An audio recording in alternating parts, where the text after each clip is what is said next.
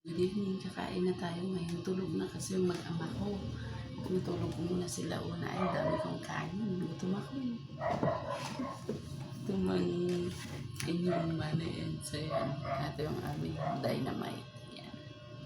Tapos lalagyan natin siya para mas masarap. Lalagyan natin siya ng mantumas. Ayan. Yun pa lang ako guys kakain kasi pinatulog ko muna yung mag-ama ko. Kasi nga, nag-aaway na naman yung mag-ama ko kaya pinatulog ko na lang.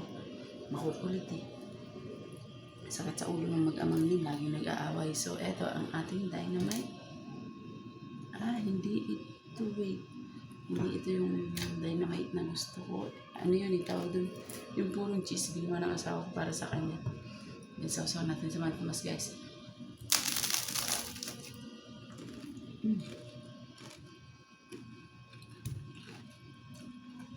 The best. Tama natin ng kanin.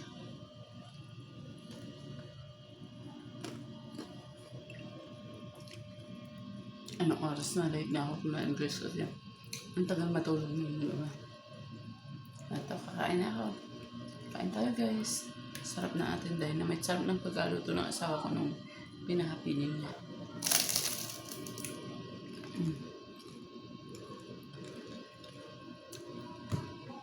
Ang dami niyang naman. Ang sarap ang anghang pa. Kasi guys, yung mantumas ko, siga, diba?